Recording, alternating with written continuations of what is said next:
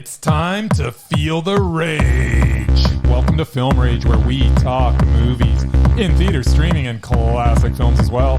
Directors and actors beware, as you cannot hide from the rage. My name is Bryce, and I'm part of the Film Rage crew, which also includes Jim. Hey, Jim. Hey, Bryce. And Murray, who must have been in heaven this week as he got to see his man Liam Neeson in the action-packed movie Blacklight.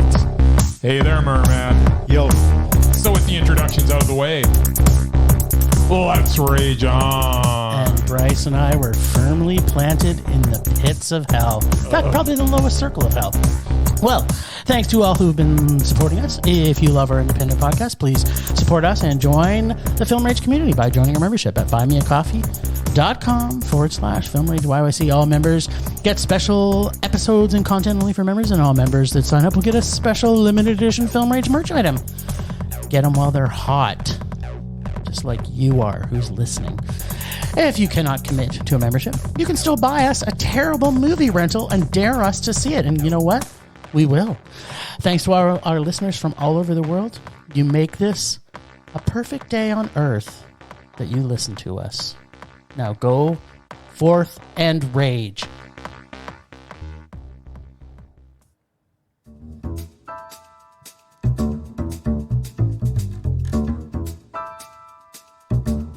Movies are back at Canyon Meadows Cinemas.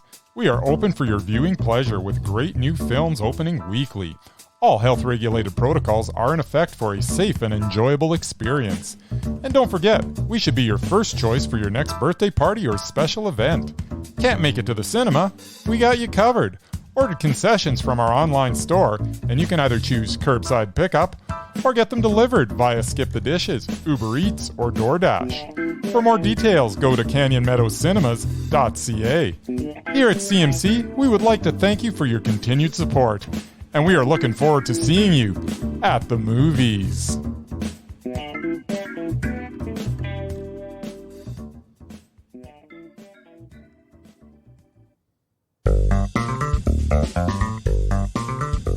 Time to dance.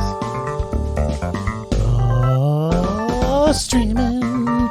We've been streaming. We've been streaming. Doing what?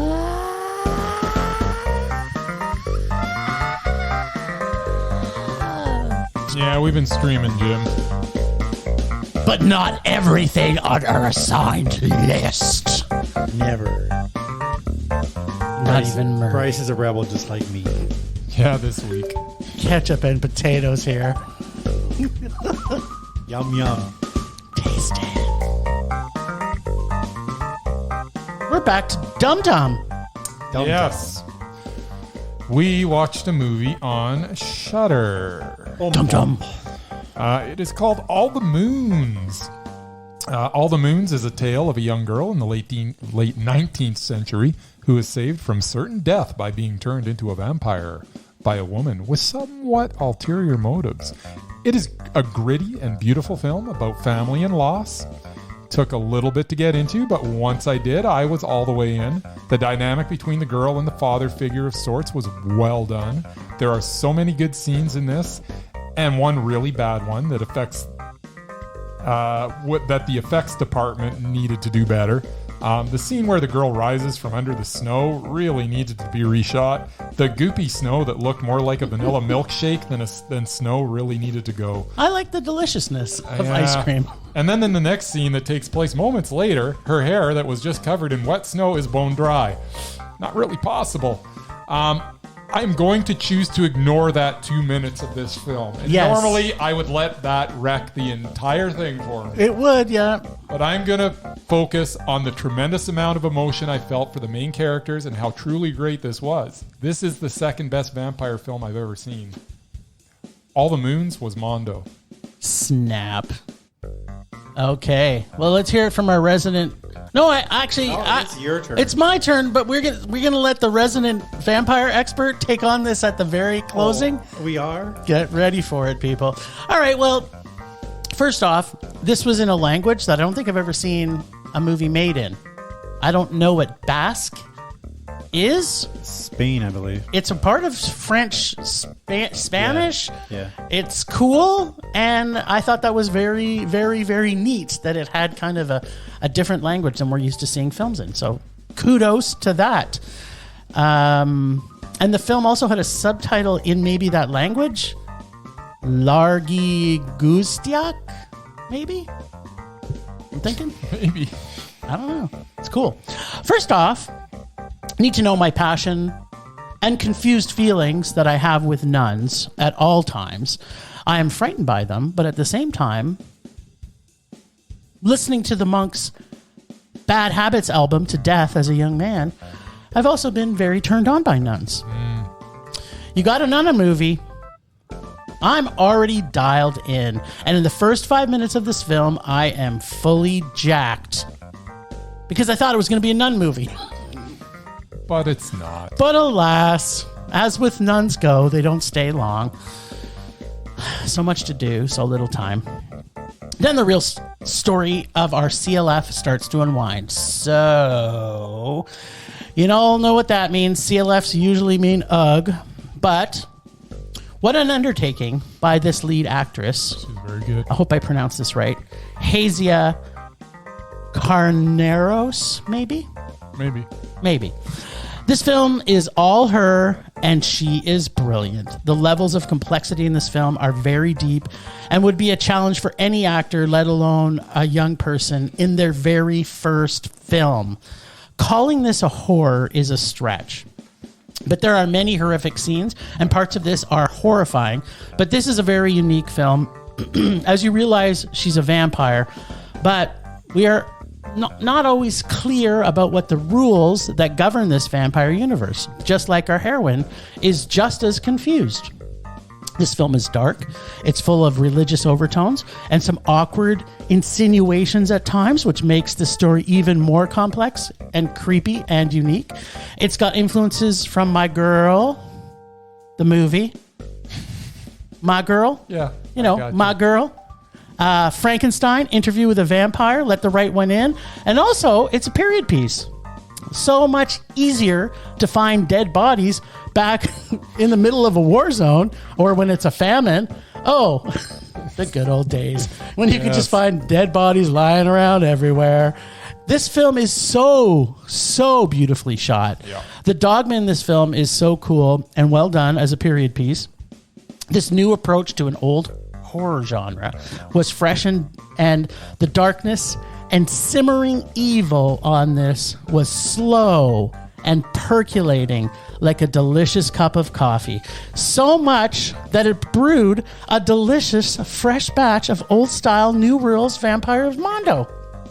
Nice. I love this film. It was so good. It was so dark and so, I want to say, unpredictable. Yeah. I didn't know where at all. And even little scenes at the end, I don't want to ruin so much of the end of it. But there's a scene at the end where she bumps into somebody from before. And it's just like, how great was that? Yeah, it was so good. And she's amazing. This kid, I want to see her in everything. No, like, this was a fantastic I want to see her in film. Super Bowl commercials. I want to see her in like comedies. I want to see her I want to see what she does in everything. She is great. And maybe we'll be lucky. This movie was great. I'm going to track her down and see if she'll be on our show. And what say you, Mur? Now, keep in mind that this is the resident vampire expert. Murray doesn't know what horror movies are. We're slowly introducing him to what horror movies are, but he does know vampires.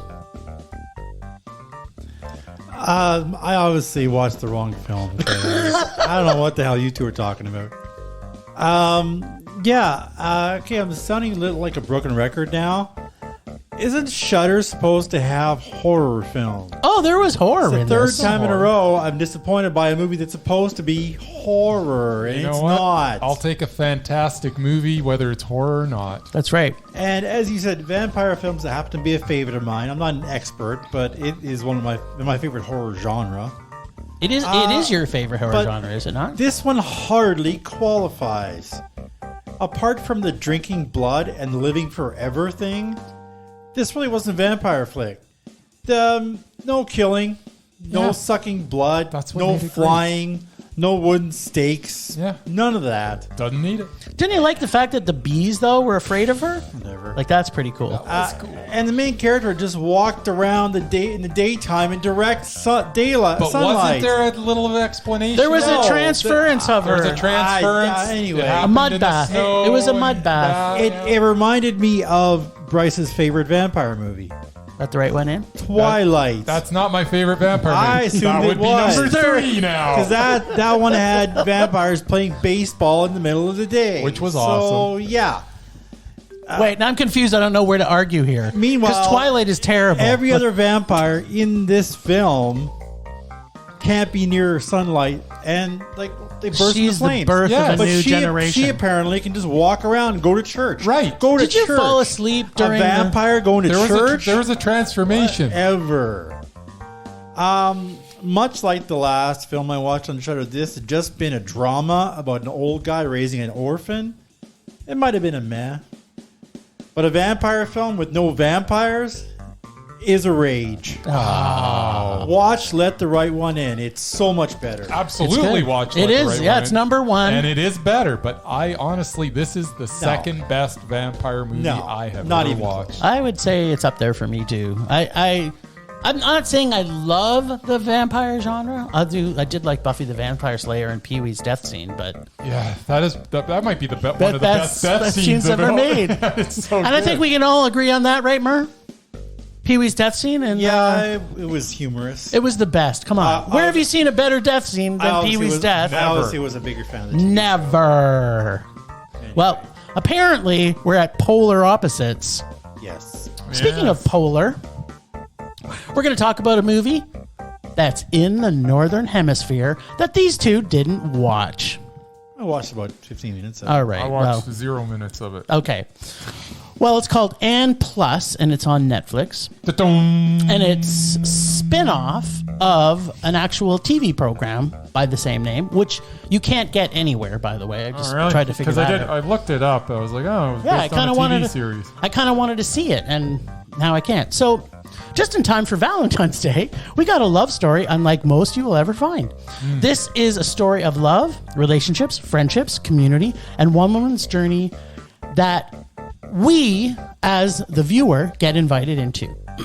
I don't think that a lot of people are going to be comfortable while watching this film, and not because it's part of the LGBTQ plus community, and they are not. It's because this film is probably more real and vulnerable than most love and relationships films ever get to. The characters in this film seem so real to me. The insight we are granted into this community of people is loving, supportive, and fresh. It's probably more fresh than anything you've ever seen when it comes to this type of community type film. You get from this completely a non-binary film, and for us people that live in maybe the binary world, it's something that most people aren't going to really understand, I think. Just like our heroine and her journey, the film is summed up in a very telling line that perhaps all of us should do more of.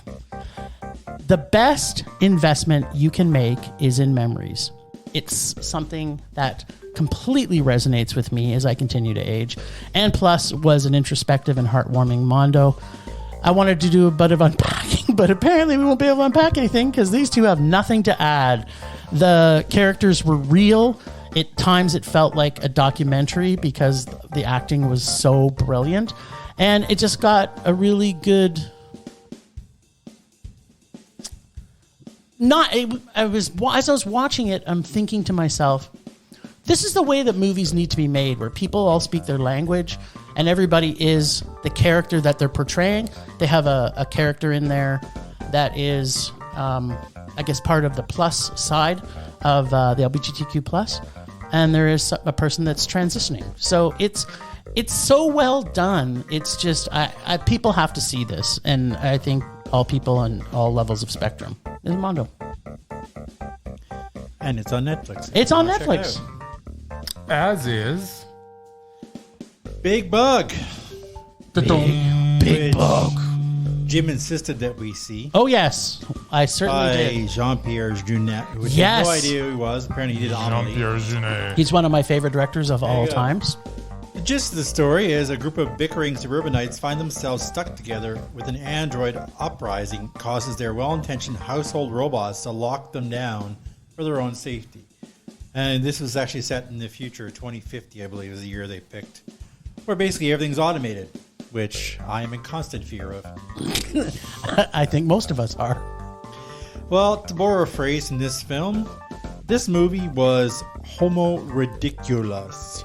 Nice. Absurd to the max, deeply weird, however you want to put it. The Yonix robot was truly creepy with his Robocop face and Terminator body. Nice. But not as creepy as watching the lead actress and the greasy old dude trying to have sex for like 90 minutes in the movie. It actually made me nauseous.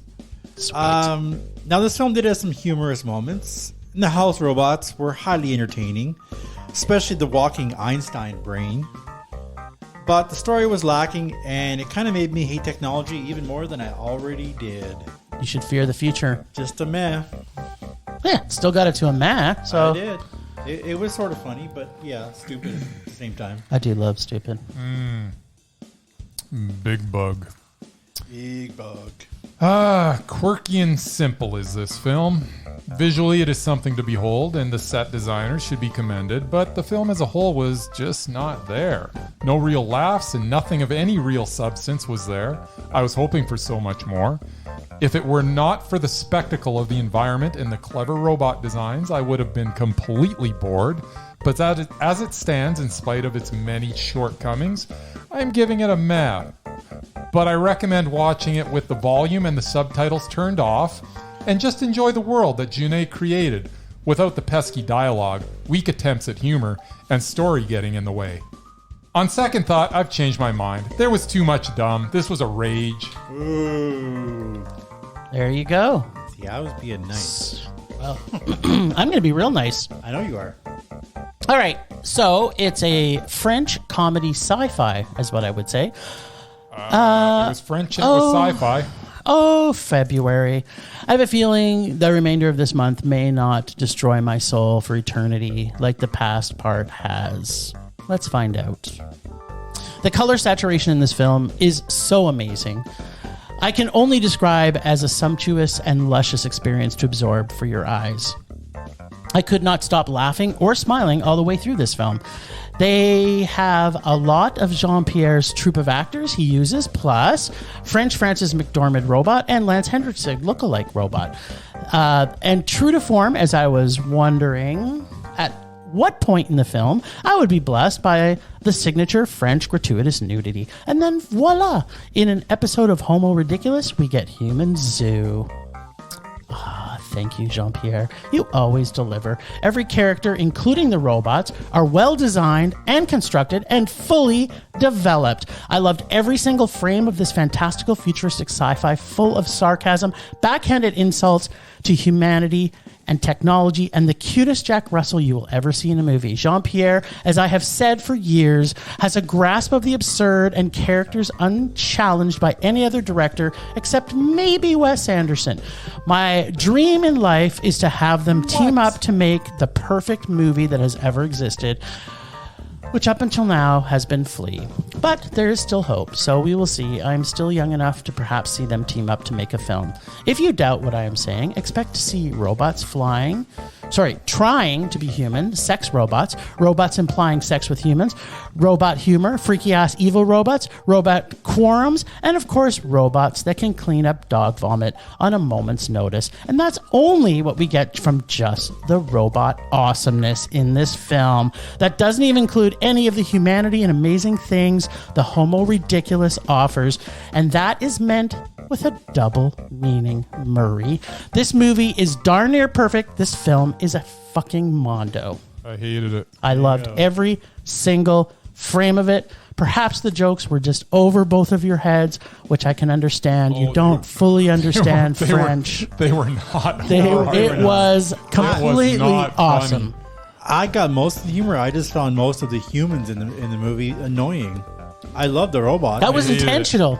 I hated it. I can't believe you didn't like I this. hated it. Oh, it was so good. So good. As I say, if I didn't have the sound on, it might have made him mad. But then I had to qualify. Wait a second. You kind of got to watch a movie with the sound With the on. ridiculous I dialogue. thought the With the dialogue was dialogues. amazing. The dialogue was terrible. Amazing. It was perfect. Every hated it. line was perfect. The interaction of the robots and the humans was fantastic. It was awful. This was probably the best movie I'll see this year. It will not be. It's terrible. Okay. It's then. perfect in every way. Hated it. Loved it. Oh, that's enough of that.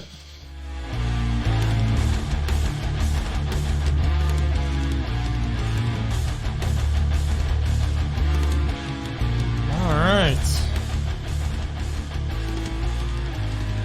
We also went to the cinemas. Yeah, we did.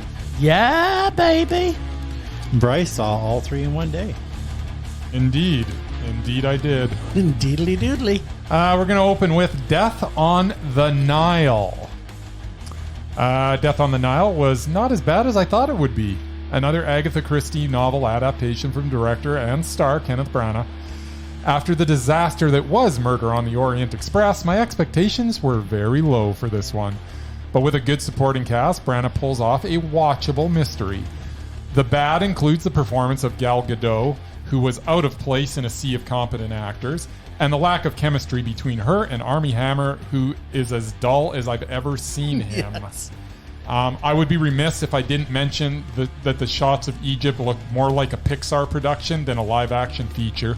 Still, there were layers to this interpretation of Poirot, and as mentioned, the supporting cast delivers, which included the likes of Russell Brand, Emma McMackey, Ali Fazal, Letitia Wright, who was great, and Annette Bening. This was a very watchable murder mystery, bookended by a couple of scenes that made me understand more about Poirot the man, which I kind of liked. Death on the Nile was meh. And that was a whole lot better than I thought it was going to be. As did I. I was going to see, we should preface this by, this was probably one of the films I was most dreading at the cinemas. And yet, it's the best movie we saw in cinemas. I'm gonna go on a limb here and make a prediction. That's what I'm gonna say. Period piece remake sleuth film. That's a lot of bad. I know it does. The good, the acting, the music, the cinematography, the pacing, Annette Bening's dialogue, and Annette Bening because I love her so much. Kenneth Branagh, and actually, for the most part, his French accent. For the most part, it has an LGBTQ plus addition to the story, which was fantastic. The bad was the amount of up close shots. I think Kenneth Branagh uses this way too much. The casting of people in the wrong culture with the wrong accents, in particular Annette Bening, who I have already mentioned that I'm in love with, but I don't love her British accent. The fact that this film was even made, period, which it never needed to be because the original is actually pretty damn good. It's good. So yeah, this was a meh. I was really looking into hating this, and then I actually enjoyed it. But I have to agree with you 100%. I used to like Armie Hammer. I don't know why. Yeah. But after seeing this, he was awful. He was awful, and Gal Gadot was also terrible. awful. Like, I'm just like, they were way out of place with this class they're of actors. exactly. They looked just out of place. They were Yeah, it was surrounded kinda by like- actors, and they don't seem like. And they Russell are Brand? Like, Russell Brand was so good. He was so good. Yeah. So good. Anyway, Mur, we'll talk about more. What do you got to say? Quite a bit, actually. All right. I just kept adding more notes. Sweet. I had the advantage of not seeing the original and never having read the book. Okay. So I genuinely had Is this an advantage? I had no idea who the killer was. That enabled me to truly enjoy this film, as whodunit / mysteries are my real favorite movie genre. Okay. They're just not done well anymore. I also enjoyed Murder on the Orient Express, although I did know how that one was going to turn out. Even if I hadn't known, I would have known from the first 5 minutes of the movie that who was going to be book guilty. was ruined for me before I ever got a chance to read it. No, I mean this one. For this movie, No. it's so obvious who the killers were. No, I was okay. totally engrossed. Oh, good. And we were treated to Laser Ultra. Laser Ultra. which is Landmark's version of IMAX. No 3D, no AVX, no rumble seats, but the screen was huge and the sound was immersive. It was. I thought the cast was amazing. As you previously pointed out, Russell Brand, who I have pretty much always hated, was actually phenomenal. You didn't even know it was him till I didn't even know until the end. No idea. It was I was him. like, oh my God, Russell Brand. Because he wasn't behaving like a jackass. He was actually a good acting. actor. He was He's a acting. good actor. I didn't know he could do that. And I don't know, you guys maybe not aware of two of the ladies in the supporting cast. French and Saunders from the long-running TV show, a British TV show. They're basically legends in England. Yeah. And they were like as straight as possible. Like they didn't, I don't think maybe cracked 2 jokes the whole movie. Like they even said when they were interviewed, it's like, we didn't know we could pull this off because we're used to humor. Yeah, they're the jokesters. Yeah, but just putting them in the movie just added instant credibility. Well, I think that it adds to, I mean, Brandt's also a comedian, right? Like, And Brand, like I said, he was so disguised, everybody knew it was him. some of the best actors that are comedians can transition to dramatic roles. It's And amazing. to kind of similarly bring up the point, Sacha Baron Cohen. Yeah. Can't stand his campy crap. I don't like I love that. everything What's his about name? him. That Borat stuff I think is stupid. It's awesome. But when he acts like he can act, he's actually impressive. He's no one can beat him. Anyway, the story was engrossing and the cinematography was breathtaking. I've never been to Egypt, and now I can add that to my bucket list. Just gotta check out those pyramids.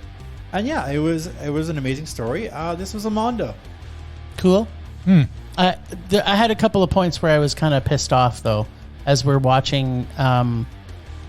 They open up and you see the pyramids, and then they had to obviously mention that they were in Egypt. It's like, I'm sorry, what other those country? aren't the pyramids in South Dakota? That's not the pyramids. Or they show a picture of Tower Bridge in London, and they go, London. Oh, I think 6 months later. There's got to be 5 or But 6 cities at least- that have a tower bridge. At least they actually traveled to Egypt and shot the stuff themselves. Like they didn't use a background stage, nothing like that. They actually Then went why did it look on like location. a pic? They definitely did some touching up, and it looked Oh, like they might Pixar. have. Well, because it was on Laser Ultra. It was like freaking IMAX. It was because we're not used to seeing things so clear. Oh, Bryce. is that what it is? It was so clear. It looked it was fake. shot on IMAX, and we were like 20 feet away. And it looked fake because it was so clear. Yeah, If you were at your usual seat in I the back thought row, Belle you probably from would Frozen was notice. going to pop out from behind the pyramids. Anyway, The lamp guy that squishes things? I don't even know if that's a Lampy? character in Frozen. I think it's Lampy. Yeah, Lampy. Yeah, You know, the I can lamp see that why. jumps and squishes the eye Yeah. in Pixar? Yeah, it's I like- Lampy. I oh like yeah, Lampy. that's not Frozen though. No, we're talking Lampy now. The original Pixar. Guy in the Yes. company logo. Yeah, I get Yeah. it. There is something off about that. I just I enjoyed it. Visually, it was brilliant, though. I agree Yeah, with you. it's fucking amazing. I wouldn't have enjoyed this as much if it was on a smaller screen. I think the complete enrapture of the cinematography in this was fantastic. I In completely agree parts. with you. Yeah, it was meh. Well, Jim. Well, I didn't see the next one, so you guys are on your own. Yeah, we did. We went to see a movie We did. called "Marry Me." Yeah. On Valentine's Together. Day weekend. Together, Valentine's we held weekend. hands in the cinema to make Without their to get the romance. without their better halves. Yeah. Well, my better half said, "You wouldn't catch me dead seeing this movie." And I said, "I wish I could say the same." So what did you think? we saw "Marry Me," and Sarah Silverman, as always, was hilarious. Owen Wilson, as usual, is motherfucking adorable. Oh, you no. can't help but fall in love with You're him. stealing my review. Exactly. Well, you can just say ditto. Now, the name of the math club was also epic. Oh, yeah. Pythons. That's so good. So good. Slutty nuns and a hoary cross-dress, and I don't mean cross-dresser, in a song which I'm thinking was called Church, It was called Church. was one of the funniest things it's I've a ever video. seen in my entire life. I never laughed for 5 minutes in a movie more than when I Right? watched that scene. This is a romance with J-Lo. So, the story was exactly what the trailer explained would happen. Only, it was like an hour and a half longer than the trailer, which I didn't get because I was like, I already knew it was happening. Yeah. I could have just watched the trailer and the video of church, and it would have been a Mondo. There you go. But I had to sit through an hour and a half of J-Lo. Yeah. She wasn't that bad. Yeah. The music in this was terrible. Apparently, no matter how adorable Owen Wilson is, even he cannot save a film, no matter how his blue steel steals away your heart. This movie was terrible.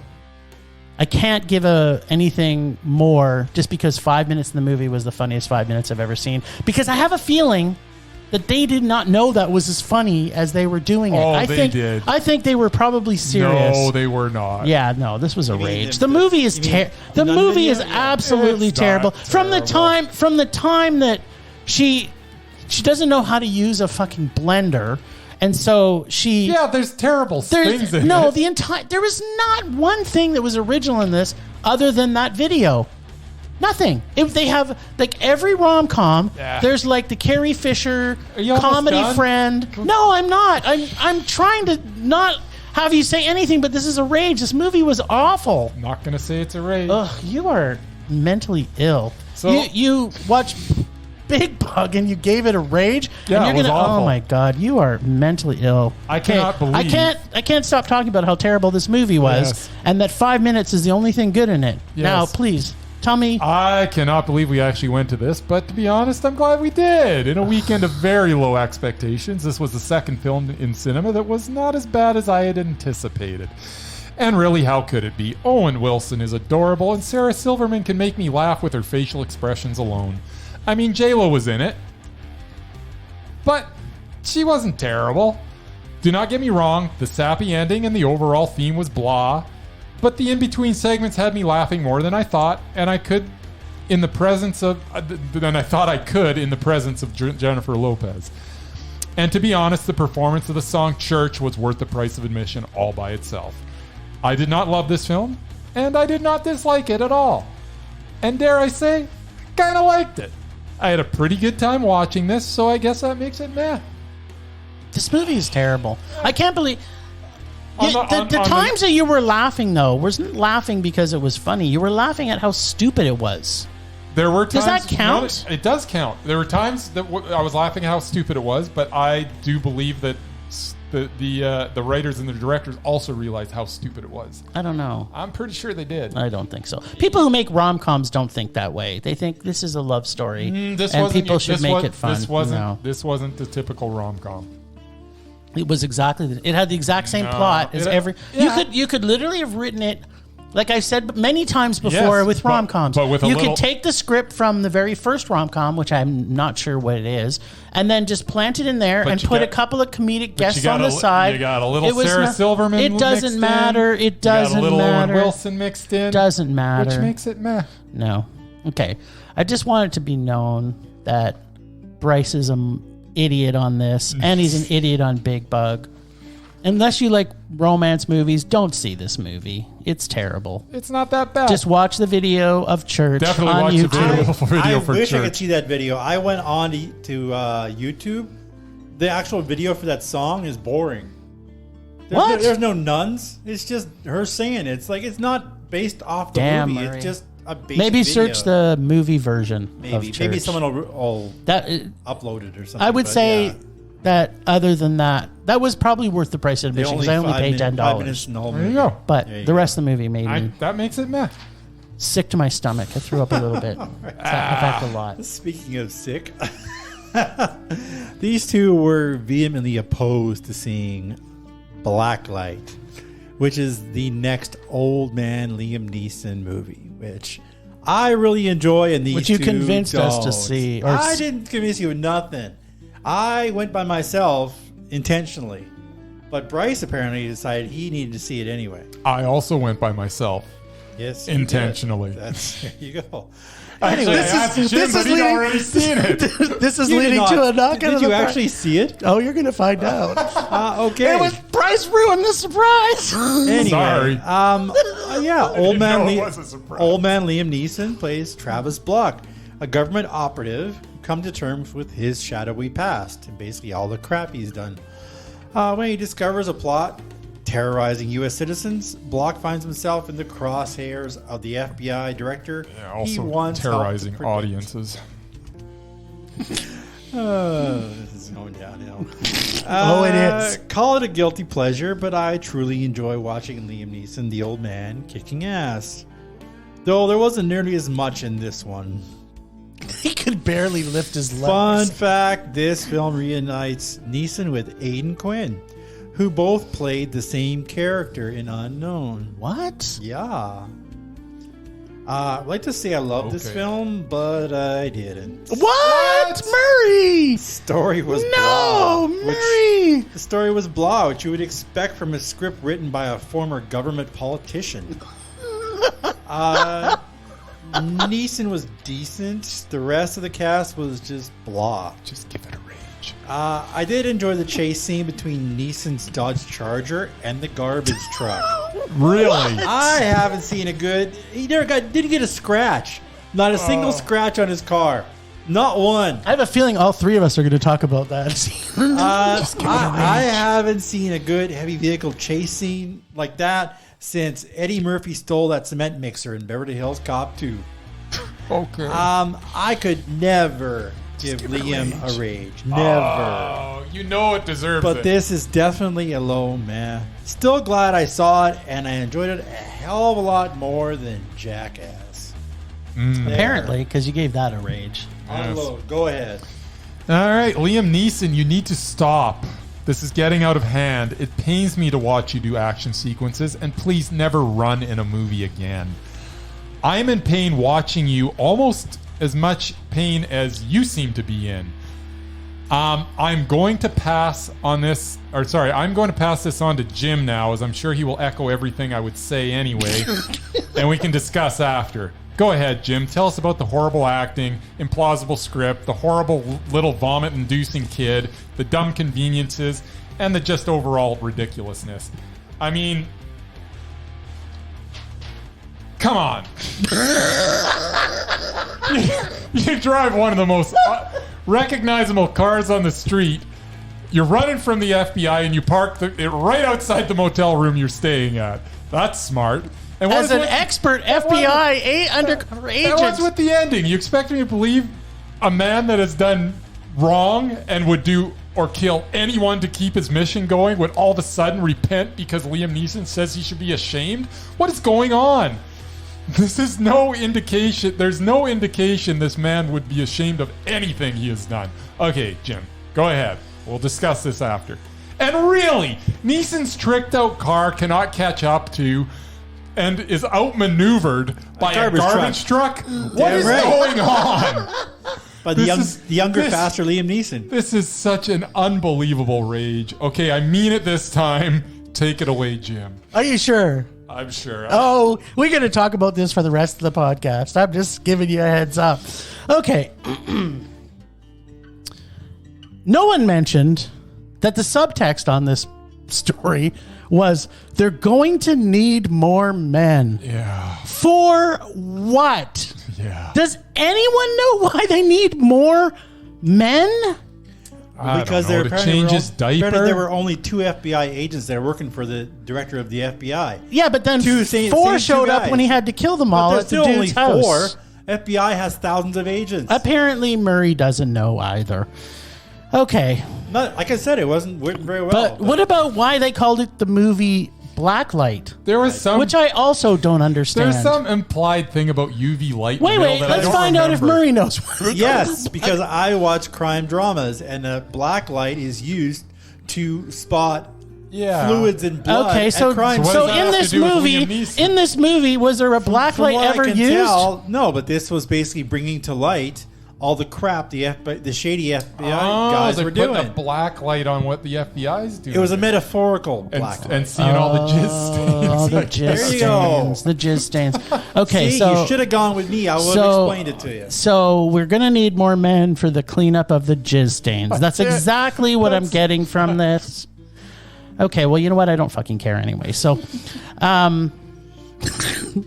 I promised myself and the rest of the world that I was not going to do this. I know. You lied What's to me. worse? You lied to me. What's worse is, as much as I promised it to myself, never to see another Liam Neeson movie, but what made it worse was I subjected my wife to going to see an Old Man Neeson movie. You're a bad husband. At the end of this movie, I was in such a rage that it almost caused my marriage of many, many years to be taken away. I see what you did there. Yeah. 3 times taken away. We literally argued all the way home about who was more raging and about which part of the movie was more stupid and idiotic.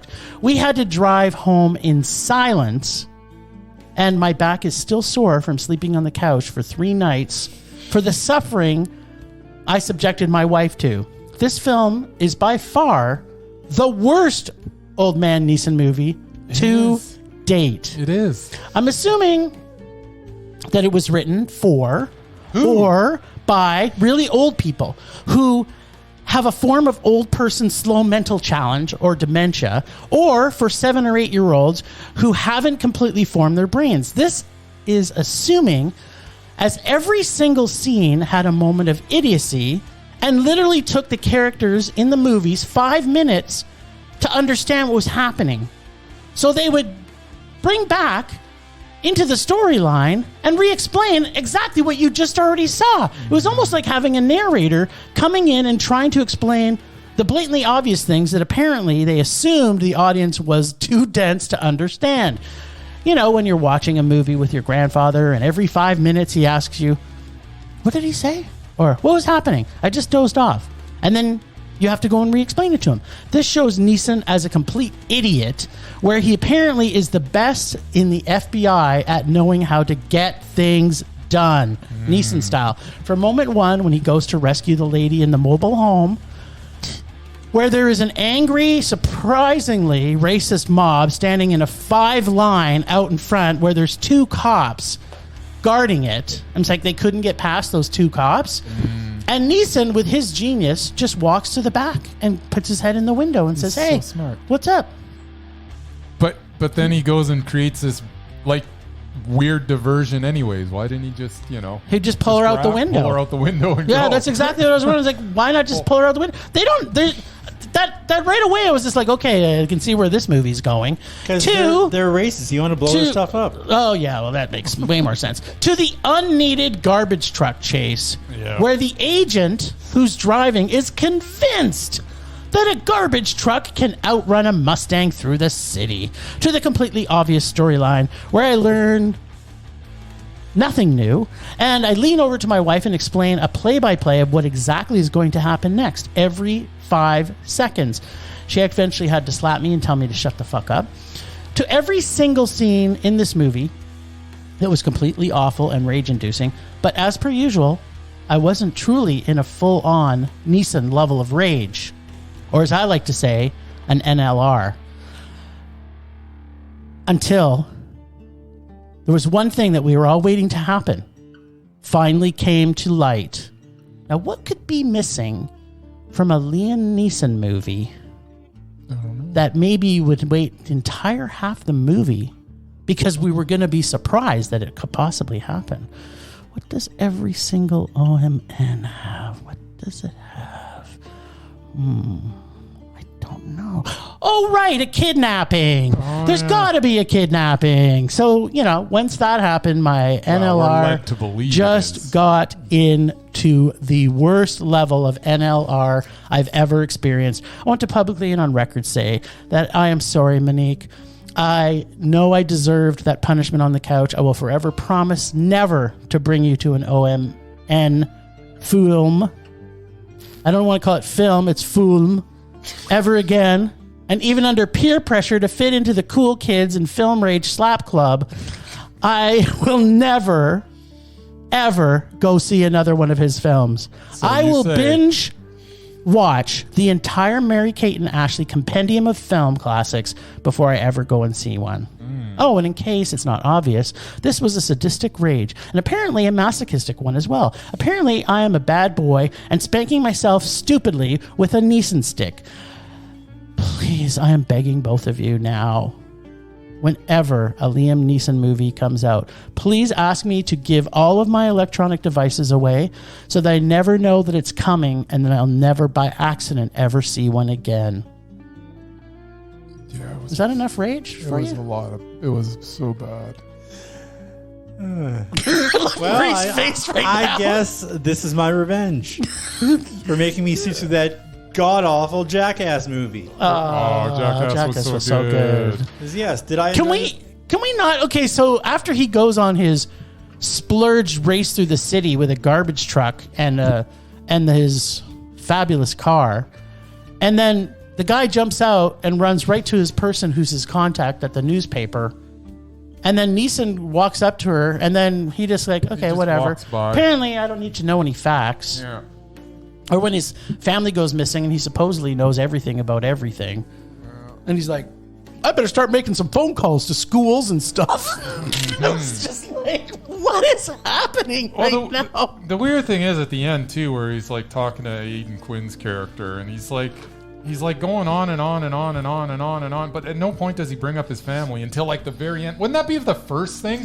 Yeah, Where like is my I will family? kill you Yeah. if you do not give me my family back. Yeah, or Just how about they bizarre. go and destroy Aiden Quinn's house, and then Aiden Quinn's not even there. Like he just left. He was like, okay, I can't be at my own house when they're destroying it. And the very next day, he's just going to work like it's a normal day. It's like if I didn't know yet whether or not Liam Neeson, who's supposedly the most amazing killer machine on the planet, I'd go into hiding, I would think. I don't think I'd be walking down the street. I sat there, and I was me, and there's probably about 7 other people in the theater because I saw it in like the afternoon. And I had to stop myself because I kept on saying out loud, what is going on? and people would look at me. I'm like, I'm sorry. But do you know? Because I don't know. What is going on? This is stupid. I think Murray summed it up well when he said, they blowed up stuff real good. They did. There was some stuff that blew it up. I'll be the first to admit, Liam Neeson's character wasn't the brightest bulb in this movie. I know. It's like he spent 20 years killing people for the FBI, didn't think twice about it, and then he just discovered, oh, my boss is crooked. That part did bother me. I will admit that. But like I said, it wasn't written well. Like it was like I looked it up. It was written by a guy who worked for the government for like 20 years. It wasn't a Hollywood producer, director, writer. It was this common guy who took no writing classes, who thought, I'm going to write a movie. That's exactly what you got. I love the fact that Bryce had mentioned over the weekend that if we had cinemas completely open around the world, we never would have got this at the cinemas, I don't think. Oh, yeah, this Would have went straight to video, Netflix or something. Yeah. All right. You know what time it is? It is, yeah. You already noticed the time it was. Oh, I do. Temperature rising. Vision blurring. Rage taking over. I don't think Jim has any rage left. There's always enough room for rage. It's like my grandpa used to say when we'd watch Liam Neeson movies, and His head's going to explode any minute. and then Oliver Bryce's brand new carpet. just like ice cream, there's always enough room for rage. My grandpa used to say. Did he really say that? Yeah, of course. Oh, wow. He was awesome. So it may come as a surprise to me, and you, and everybody listening, that my rage this week is my wife for making me sleep on the couch for 3 days after watching Liam Neeson. That's it. Monique, Yes. I'm taking back my apology. My back is sore. Thank God you're a massage therapist. You can fix Hey. it later. Your wife put up with me for like 5 hours watching the Super That's Bowl. true. So She said it you was the best 5 minutes of her life. Yeah, well, she kind of fell asleep during the exciting part, but at least she watched it. So True there you enough. go. Yeah, Liam Neeson, please stop making movies. Just please stop making Not movies. until he's dead, Jim. Well, there's always hope. Oh, he can make movies. Which one? What movies? Just don't do any action scenes. There you go. Okay then. Well, he has a son now, so Darkman 2, I'm waiting for it. There already was one. Darkman 3, I'm already waiting for There it. you go.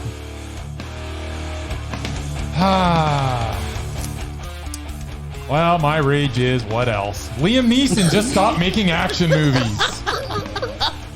I realize they just keep giving you these scripts, and you think it is funny, but it is not. It is just sad. It's ruining family relationships for years to come. And it has to stop. And to your agent, I say stop enabling your client and keep these scripts away from them.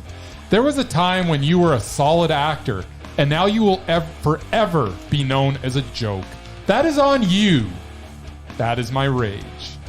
Yeah, I would throw some pile of shit on that too. Burning shit.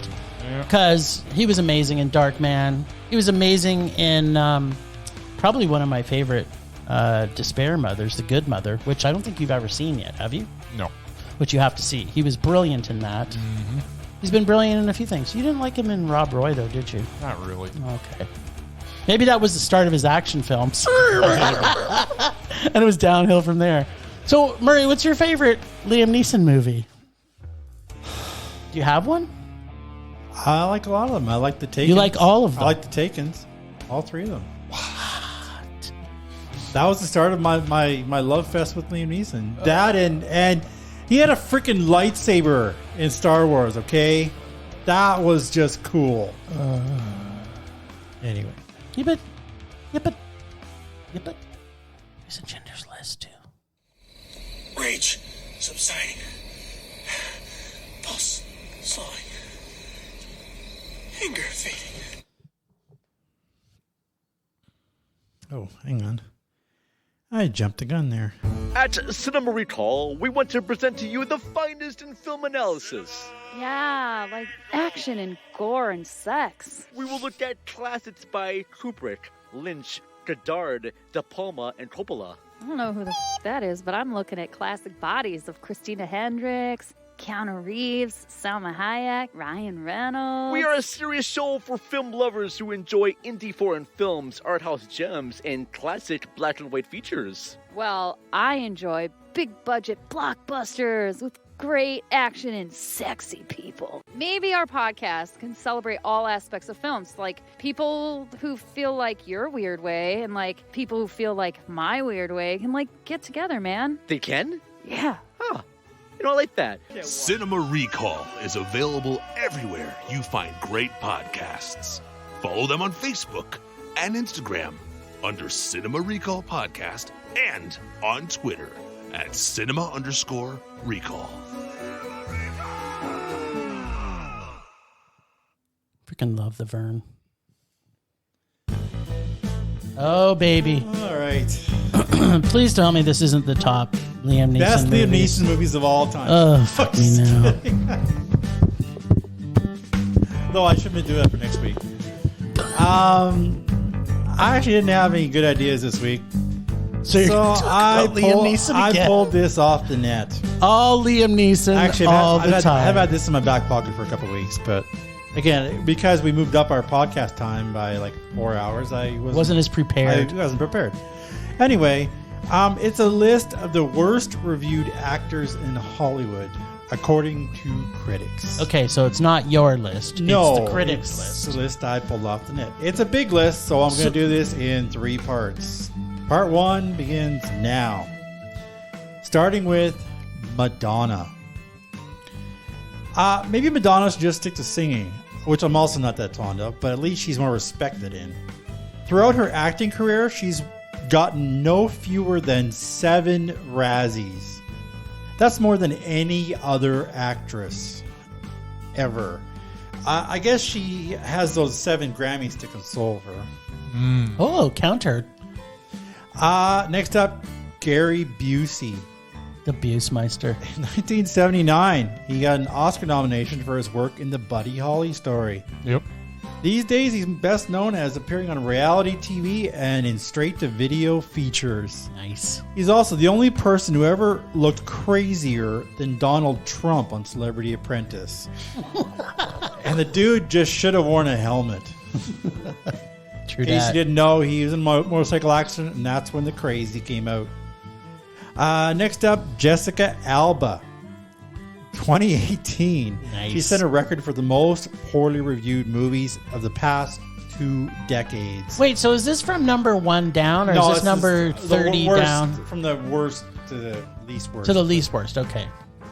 So yeah, Jessica Alba in 20 years had just one positively reviewed film. That was Sin City. In 20 years. It's so good.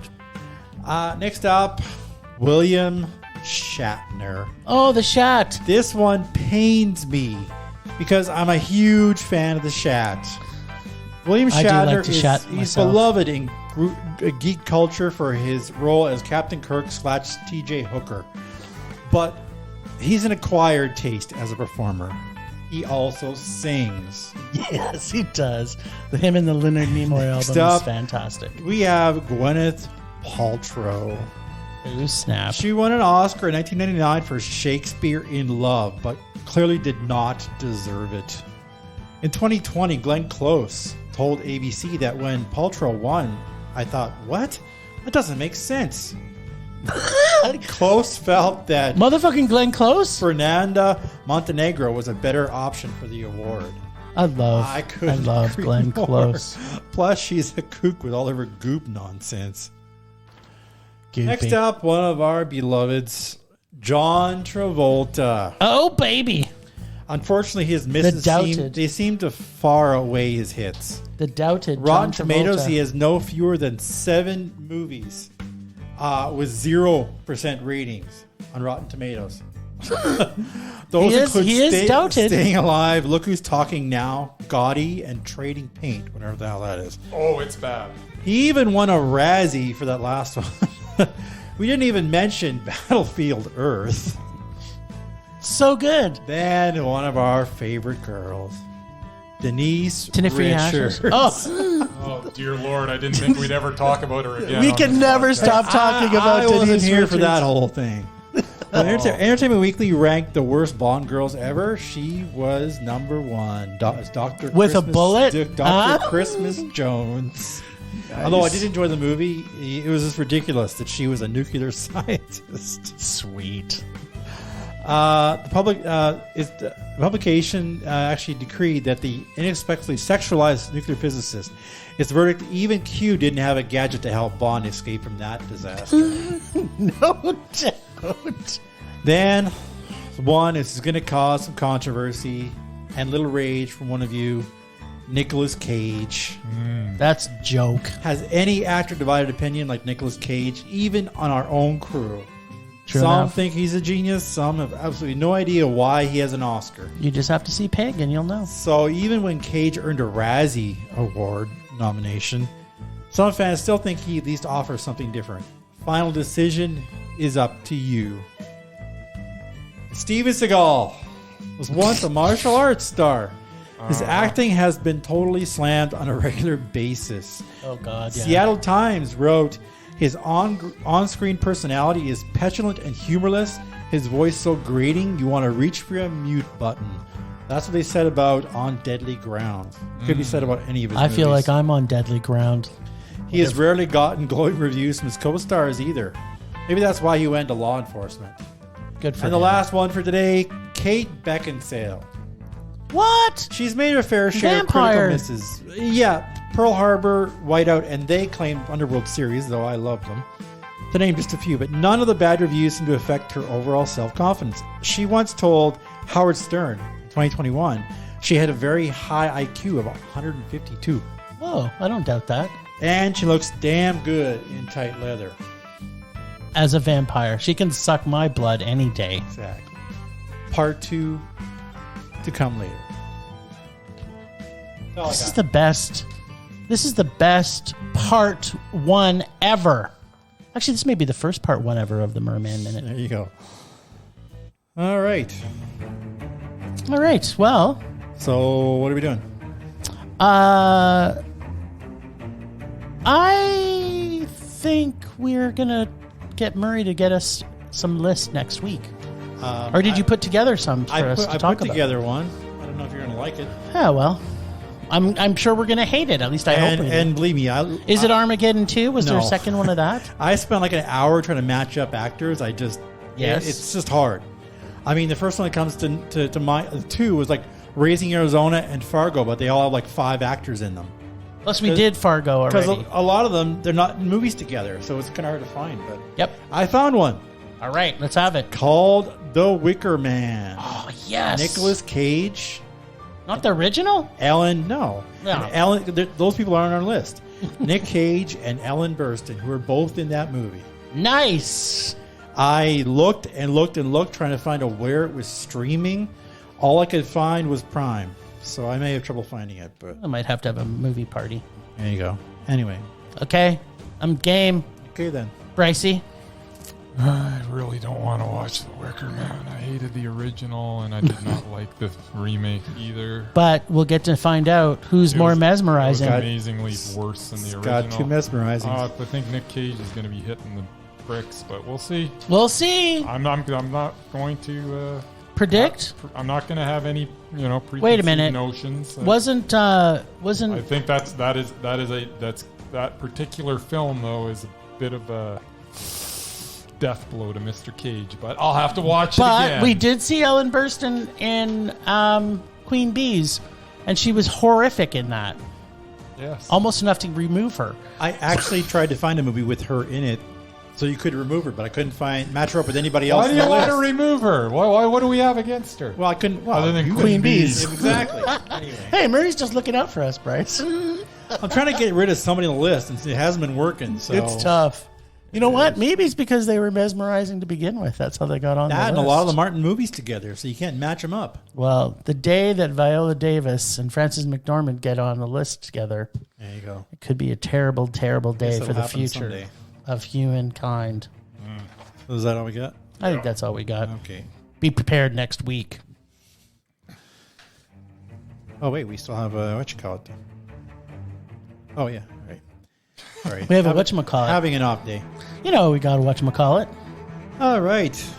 Last week on Rage or Dare, Jim and Bryce pulled from my bucket of rage the racially charged remake 2005 film Guess Who, starring the doubted Ashton Kutcher and Bertie Mac. This week, Bryce is back on his own to pull from Jim's succulent, silky bag of sadism. Let's check in first with Jim and see if Ashton is ultimately doubted, or can we finally take him off the list with this film? Yeah. Guessing no. I don't know. He is pretty repulsively awful. Guess Who is a loose remake of the 1967 film Guess Who's Coming to Dinner, which at the time had a lot to say and was effective on that level. The remake is effective on no level. It has nothing to say, and it is the worst that I have ever seen from Zoe Saldana. And Ashton Kutcher, and that's saying something with Ashton. The jokes are sometimes offensive and sometimes not offensive enough. If you're going to make a film like this, you cannot make it PG. You have to go in all in and shock the audience, or you get a bland, unwatchable, and most importantly, unfunny mess. I think the writers had run out of ideas once we got to the go-kart scene. Oh, God, yeah. Was there a go-kart scene in the original? I don't think so. doubt it. Anyways, this was a rage. It's garbage. Yeah, there's so much bad about this. FYI, the music in this was just like all the other Mary-Kate and Ashley movies that I've had to see. It was like almost like the exact same music, except when they were listening to the radio. So from that moment, from the very first song, I was already raging. 5 minutes later, and the music did not improve. And oh yes, what a surprise that meeting a dad for the first time, he quits his job, but doesn't tell anybody, and just becomes a Three's Company plot for the entire movie. It was so painful. Oh my God. Yeah, then every minute of this movie got worse in every way for the entire rest of this film. I literally hate films where the entire film plot is based on miscommunication. But this has multiple levels of miscommunication and layers of lies, aka Three's Company. Did I already mention that? It was very Three's Company? Yeah, it was. Yes, every scene went from one ridiculous, idiotic scene of lies and stupid and was not original in any way and completely destroyed the original film. This is supposed to be influenced on. I mean, the original film, as Bryce had alluded to, was condemning racism. This is nothing like that in any way. This film didn't just make me rage, but also made me angry, which is a completely different emotion. I mean, what adult man, woman, child, or monkey can't fucking drive a go-kart? I mean, it's literally things that monkeys can do. One scene to the next, it was stupid, unreasonable, and it was just very painful to watch. This might actually take out... If this takes out 9 Lives as the worst movie I've seen, it's pretty close. I might have to watch them together back to back again. Then Walken might get back on the list. And Walken might get back on the Mesmerized list. I might have to do that. I have to have a week of no rage, though. And I hope that this does happen, because if Walken gets back on the Mesmerized list, we can start tossing people off that list, because he's starred in a lot of movies with a lot of people. He's been with a lot of people. He's in movies with everybody. Well, you'd think that Buscemi should be able to do that, but Buscemi's not always the best. No. I think he is. There you go. Not when he's up against Walken. It would be like, bitch slap, see you later. Are they in a movie together? I'm sure they're in 10 movies together. I think his credits are like 500 movies, and Buscemi's is like 300. No, he wasn't in Pulp Fiction, no. Guess who made me sad? Me too sad. I don't know. Ooh. What are we in an Abbott and Costello routine here? Who's on first? Bernie The Mac? movie Guess Who made me sad. All right then. Yeah, I missed that one. Oh, baby. You should have said, guess who I don't know. made me sad.